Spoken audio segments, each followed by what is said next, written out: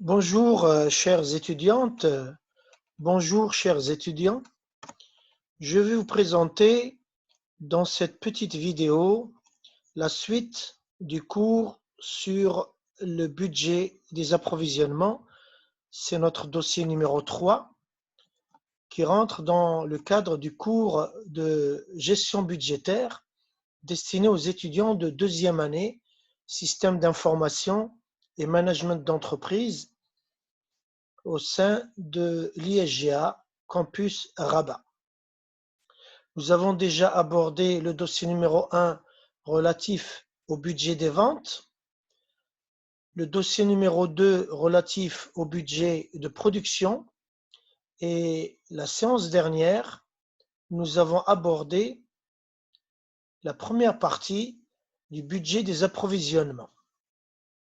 C'était le lundi 13 avril 2020. Alors, ce cours va aborder d'abord la correction d'un exercice que je vous avais donné et puis les méthodes de suivi administratif des stocks, du renouvellement des stocks. Je vais rappeler le plan que je vous avais présenté lors de la séance dernière. Nous avons 3 axes. D'abord, nous avons abordé les coûts engendrés par le stockage, puis les méthodes de renouvellement des stocks, et enfin, nous verrons les prévisions des approvisionnements. Dans les coûts engendrés par le stockage, nous avons abordé la séance dernière le coût de passation des commandes, notamment le coût de passation unitaire d'une commande. Nous avons abordé le coût de possession du stock, le coût de logement et le coût de financement, et le coût de dépréciation du stock. Et nous avons vu le coût de rupture du stock ou coût de pénurie.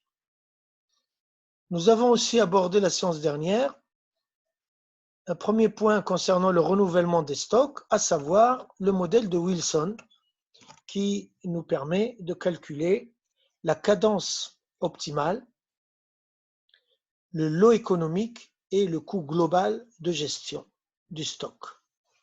Nous verrons aujourd'hui la correction du cas Bahia-Cuir concernant le modèle de Wilson et nous aborderons 2 méthodes de renouvellement des stocks, la loi des 20-80 et la méthode de classification ABC. Prochainement, dans une autre séance, nous verrons l'approvisionnement par quantité fixe et les approvisionnements par période fixe.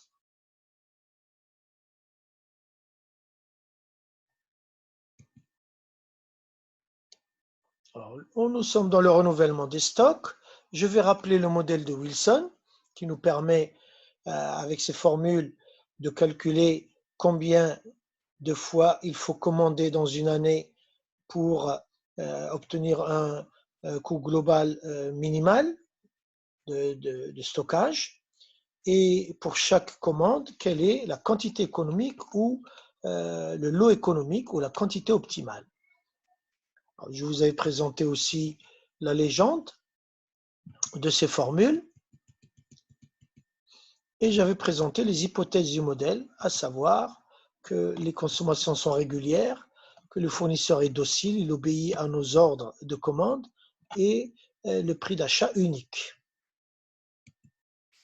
L'application Bahia-Cuir que nous avions abordée lors d'une approche empirique, expérimentale, par tâtonnement pour essayer de voir combien faut-il commander dans une année pour optimiser le coût de gestion des stocks de façon qu'il soit minimal.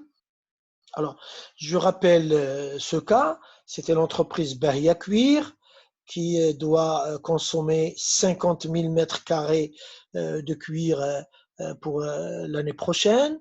Le coût prévisionnel d'achat d'un mètre carré est de 25 dirhams. Le coût de passation unitaire d'une commande est de 1000 dirhams. Et le taux de possession des stocks est de 4%. Alors nous allons calculer en utilisant les formules de Wilson. On va calculer la cadence optimale, le lot économique et le coût global de gestion. Je rappelle les formules du modèle et nous allons appliquer l'illustration numérique relative à ce cas Berry-Cuir. Donc nous obtenons pour la cadence optimale la racine carrée de la consommation, c'est 50 000 m² fois 25 dirhams fois le taux qui est de 4 sur 200 fois le coût unitaire qui est de 1000, le coût de passation de commande, ce qui nous fait 5 commandes. La quantité optimale est égale à la quantité de consommation annuelle, 50 000 m², divisé par le nombre de commandes optimales, c'est-à-dire donc 5 commandes, ce qui nous fait 10 000 m² de cuir. On peut calculer avec la racine carrée en appliquant la méthode et on obtient donc là aussi 10 000 m². Nous avons deux fois la quantité qui est de 50 000 m² fois le coût unitaire de passation 1000 dirhams sur le prix prévisionnel qui est 25 fois I qui représente le taux de possession par rapport à 1 dirham de stock moyen, ce qui fait 0,04. Et le coût global est alors égal à la racine de 2 fois la consommation, c'est-à-dire 50 000 m² fois 25 dirhams, fois le taux de possession par rapport à 1 dirham, fois le coût de passation unitaire de commande, ce qui nous fait 1000 dirhams. Voilà. Alors, je vais continuer en abordant donc les méthodes de suivi administratif des stocks. Le but de ces méthodes, c'est d'identifier les articles en stock qui nécessitent des suivis ou un suivi de manière rigoureuse de la part des responsables des stocks et des approvisionnements. On va aborder d'abord la loi des 20-80. C'est une loi célèbre qu'on peut appliquer dans beaucoup de domaines. C'est une approche estimative, bien sûr. Alors là, quand nous avons en stock des centaines, voire des milliers de références d'articles très variés, et où peut jouer ce qu'on appelle la loi des grands nombres, la loi du hasard, eh bien, quand on classe ces différents articles par ordre décroissant par rapport à leur consommation annuelle, donc de l'article qui est le plus consommé vers l'article qui est le moins consommé, eh bien, on constate que les 20% des articles représentent ou concentrent 80% de la consommation globale. Et les 80% restants, eh bien, ils ne représentent que 20% de la consommation. Je parle de consommation en considérant que ce sont des matières utilisées.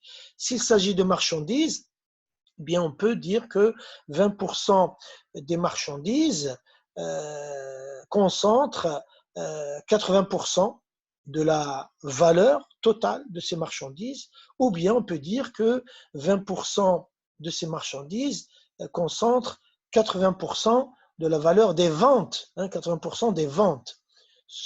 OK? Bien. Alors, partant de ce constat, les responsables vont axer leurs efforts sur les 20% de ces articles qui représentent 80% de la consommation.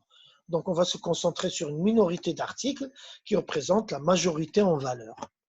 Un petit mot sur Vilfredo Pareto, qui était un économiste qui a fait une étude sur la répartition du revenu national en Italie au 19e siècle, et il avait constaté que 20% des titulaires de revenus accaparaient 80% du revenu national.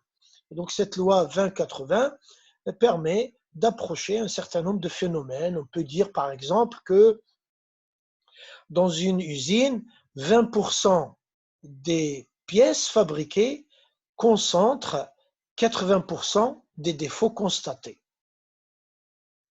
On peut considérer aussi, par exemple, que 20% des conducteurs dans un pays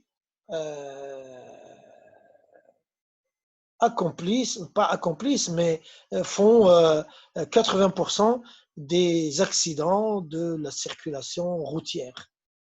On peut considérer que dans une classe de 20 étudiants, nous avons 20% de ces étudiants, c'est-à-dire 20% de 20 étudiants, ça fait 4 étudiants, 20% c'est 1/5, 20 étudiants sur 5, ça fait 4 étudiants. Eh bien, on peut considérer que ces 4 étudiants qui représentent 20% de la classe, eh bien, ils concentrent 80% des points qui ont été accordés lors d'un examen. Quand on prend le premier qui a eu 20, le deuxième peut-être il a eu 19, le troisième 19,5, puis l'autre 18, eh bien, le nombre de points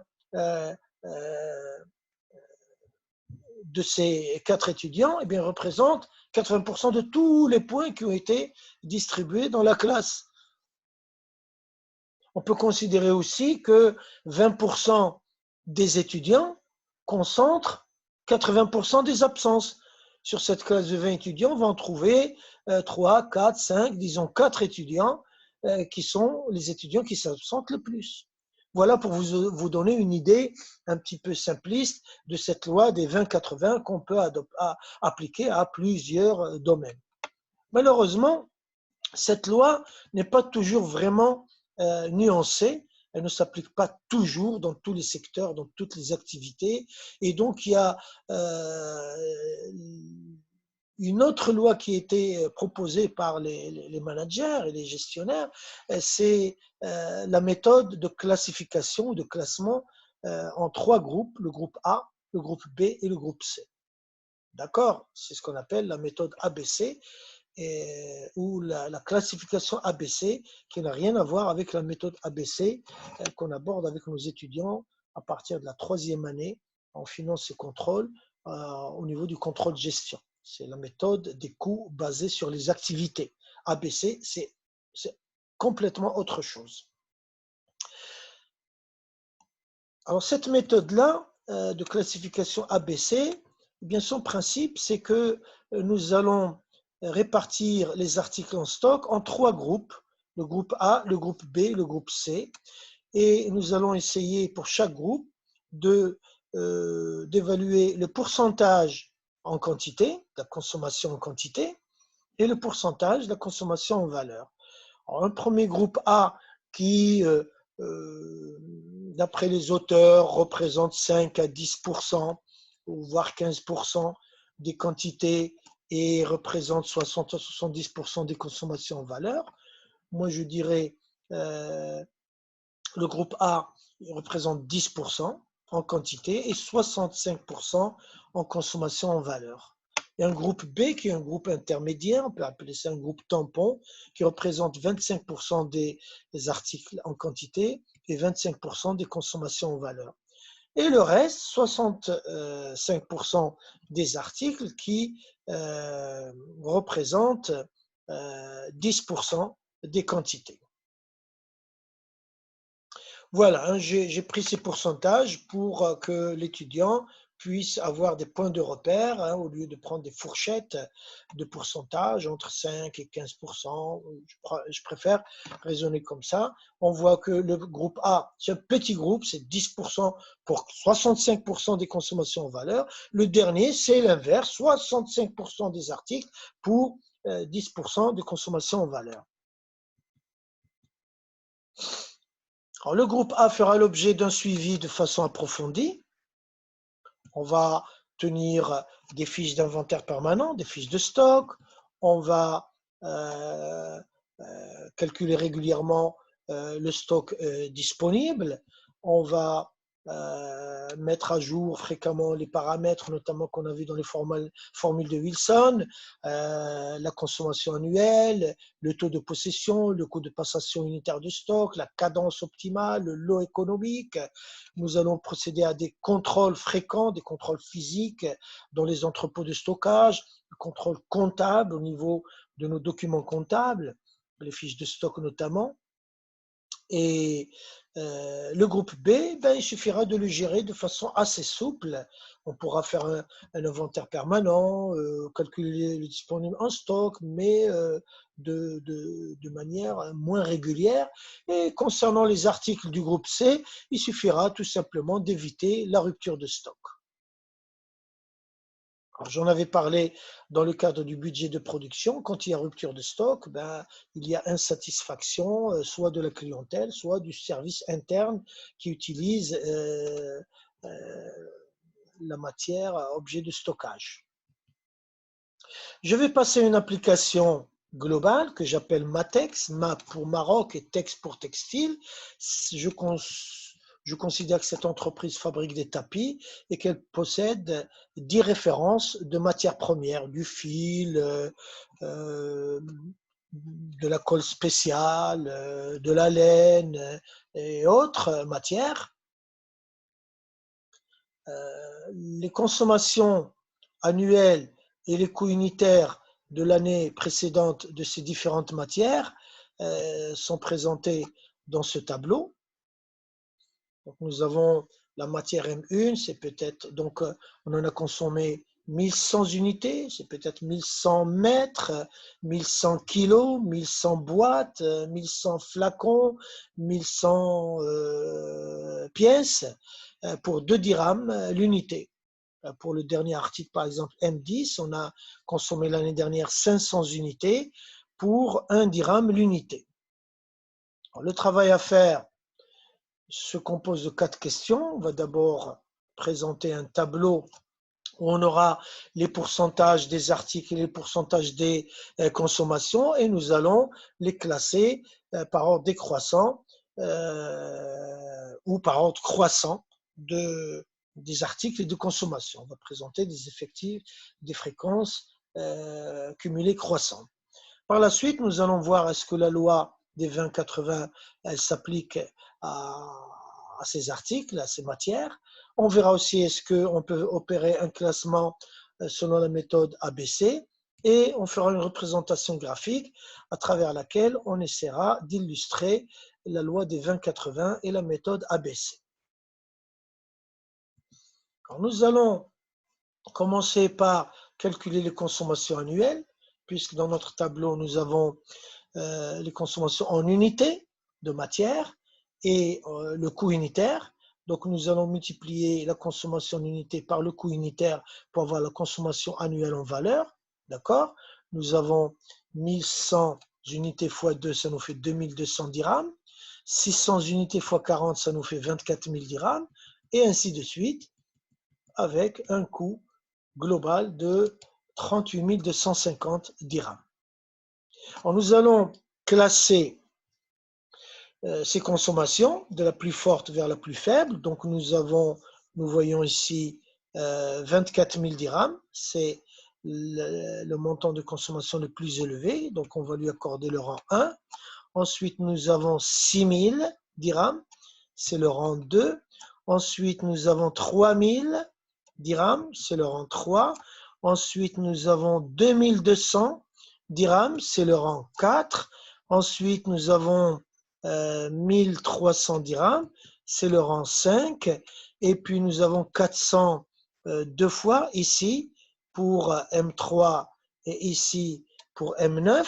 Donc nous allons mettre ici comme étant le numéro 7 et là le numéro 8. Voilà, mais dans la réalité, les gestionnaires savent c'est quoi le M3, c'est quoi le M9 et est-ce qu'on accorde une priorité à la matière M3 ou à la matière M9.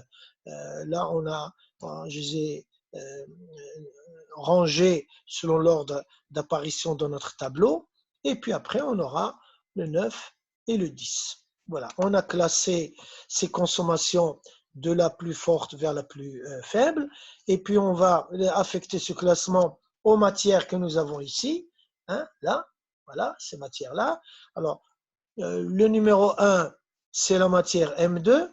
Donc, nous allons, voilà, mettre comme quoi c'est la matière M2 qui est la matière la plus consommée dans l'année. Plutôt, la valeur de sa consommation annuelle est la plus importante, 24 000. Nous avons le numéro 2, c'est ici, numéro 2. Voilà, c'est donc la matière M5. Puis le numéro 3, c'est la matière M8.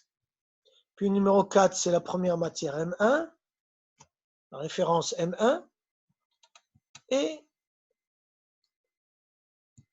la cinquième, la sixième, la septième, c'est M3. La huitième, c'est M9. La neuvième, c'est M6. La dixième, c'est M7. Voilà. Alors maintenant qu'on a fait ce classement, nous allons remettre les différentes références d'articles dans l'ordre de consommation décroissante, en commençant par la première ici, c'est M2, puis ensuite on mettra la deuxième, c'est M5, et donc nous allons obtenir ce classement comme ça. Donc, le premier, c'est M2, la deuxième référence, M5, la troisième référence, M8, et ainsi de suite. Les références sont classées par ordre de consommation annuelle décroissante. Alors, nous allons établir maintenant un tableau à travers lequel on va calculer les différents pourcentages d'articles et les différents pourcentages de consommation pour voir est-ce que la loi des 20-80 et la méthode de classification ABC, est-ce qu'elle s'applique à ce cas-là. Alors, on va prendre le nombre de références. Combien de références M2 avons-nous dans cette entreprise? Bien, une seule. Combien de références M5? Une seule. Nous ne voyons pas les quantités consommées, mais nous voyons le nombre de références. On raisonne sur des références d'articles. Au total, nous en avons 10. Alors, si on fait un calcul de pourcentage, si ces 10 références représentent 100%, eh bien, chaque référence représentera 10%. Un dixième fois 100, ça fait 10%. Chaque référence d'article représente 10% et le total représente 100%.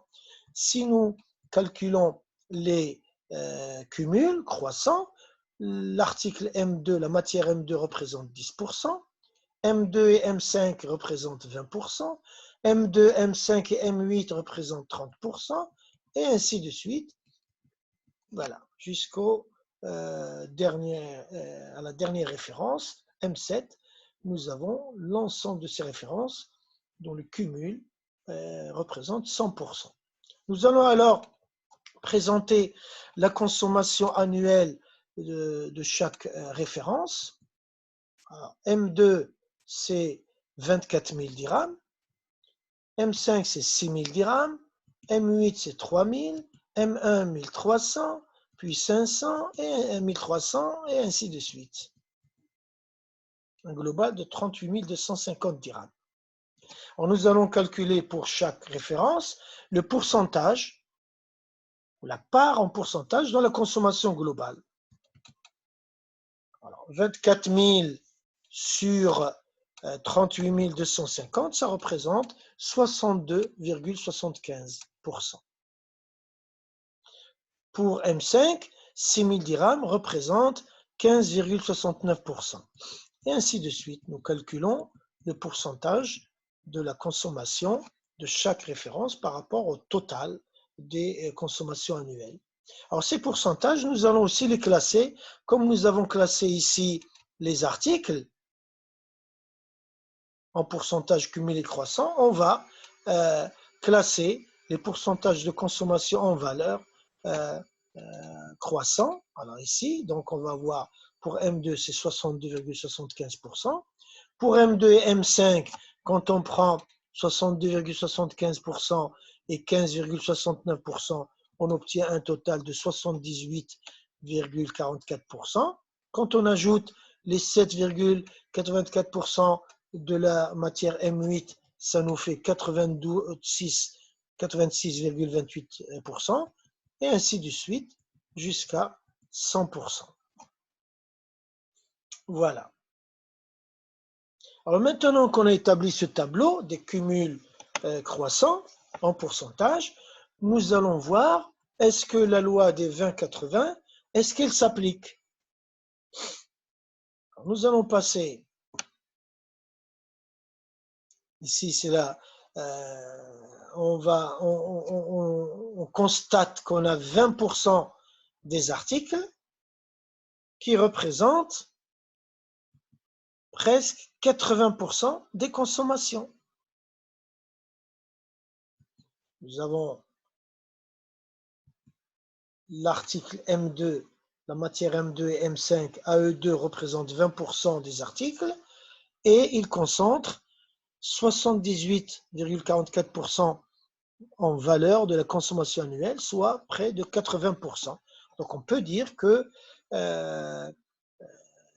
les articles ou les matières de cette entreprise Matex, eh bien, elle obéit, la consommation de ces matières obéit à la loi des 20-80. Ce qu'on va écrire ici, la consommation de ces matières obéit à la loi des 20-80. On constate que 20% des références, c'est-à-dire M2 et M5, représentent 78,44% des consommations en valeur, soit presque 80%. Voilà. C'est la loi des 20-80. Nous allons passer à la méthode de classification selon donc ABC. Alors, nous, là, pour la méthode ABC, je rappelle qu'on a le groupe A, c'est 10%, le groupe B, c'est 25%, et le groupe C, c'est 65%. Là, qu'est-ce qu'on constate? On constate que nous avons 10%, c'est la matière M2. Alors, 10% qui représente la matière M2. Les deux matières suivantes, M5 et M8, à L2, elles représentent 20%. Si on ajoute M1, ça nous fait 10%. Donc on peut, pour ne pas aller vers les 20% avec la loi 20-80, on peut aller donc à ces trois matières qui représentent 30%.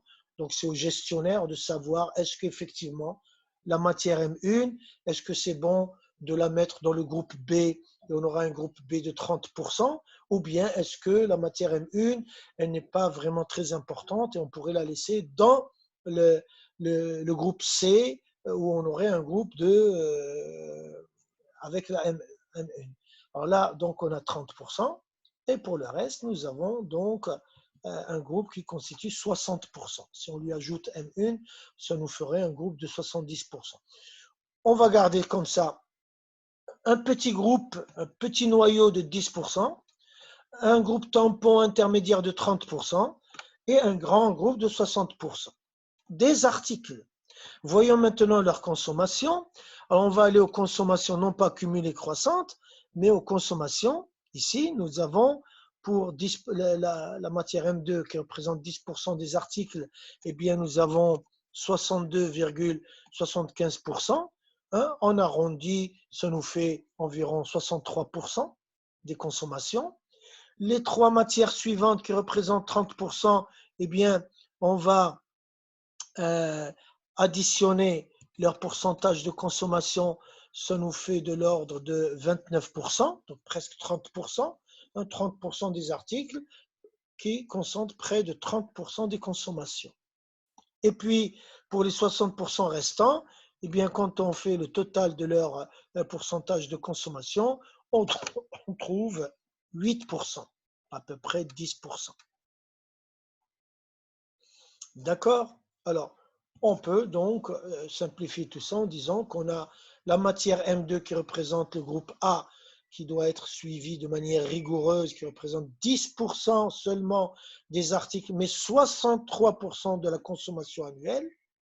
Le groupe B, qui comporte la matière M5, la matière M8, la matière M1, qui représente 30% des articles et 29% des consommations annuelles. Et le groupe C, qui comporte les autres matières, qui constituent 60% des articles et seulement 8%, presque 10% de la consommation annuelle. Nous allons maintenant présenter le graphique. Donc pour la loi des 20-80, je vais rappeler les pourcentages que nous avons en cumulé croissant pour les articles, les références, et pour les consommations croissantes, cumulées croissantes. Alors, ce tableau nous donne cette représentation graphique, comme ça. Voilà. Je vais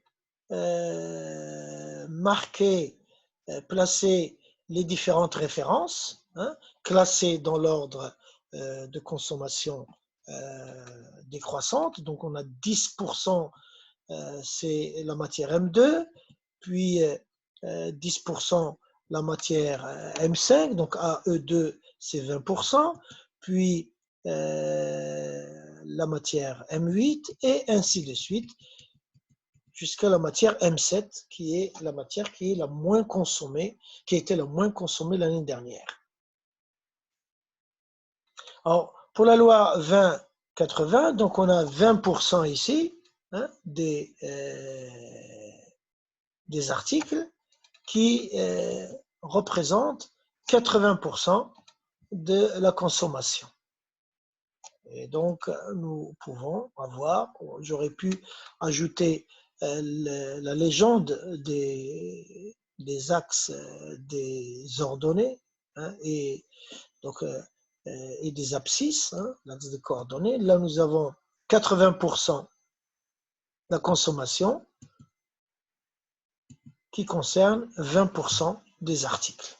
Donc, on voit bien que la loi, sur le graphique, que la loi des 20-80 s'applique à la consommation de ces matières.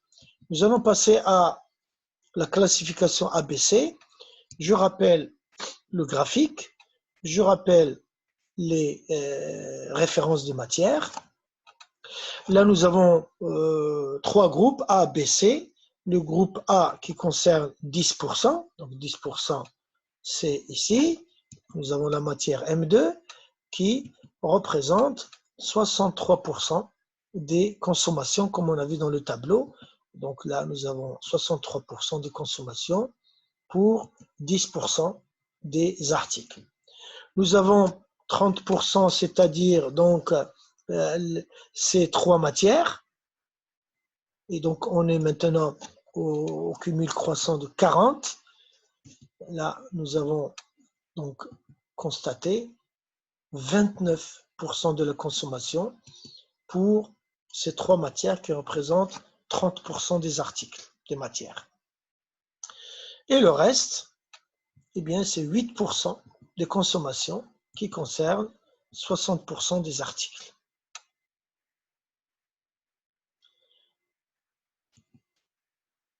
Alors, nous avons la matière M2 qui va constituer le groupe A, les trois matières M5, M8 et M1 qui représentent le groupe B, et les autres matières qui constituent le groupe C. Donc, les responsables des approvisionnements et des stocks vont concentrer leurs efforts de suivi administratif sur le groupe A, notamment la matière M2, d'accord, et un peu dans un degré moindre les matières M5, M8 et M1. Et concernant les autres matières, il s'agira d'éviter la rupture des stocks. Voilà, ben je vous remercie de l'attention accordée à cette vidéo. J'espère que je vous ai un petit peu sensibilisé à ces différentes méthodes de suivi administratif pour renouveler les stocks. C'est vrai que actuellement, nous avons des logiciels informatiques très performants qui peuvent nous permettre de suivre n'importe quel article en stock de manière fréquente, en temps réel, et ainsi de suite. Mais ce sont des méthodes qui ont été utilisées par le passé et qui méritent d'être présentées dans le cadre de notre cours de gestion budgétaire. Je vous dis bon courage à toutes et à tous et à bientôt pour une autre vidéo concernant la prévision des approvisionnements.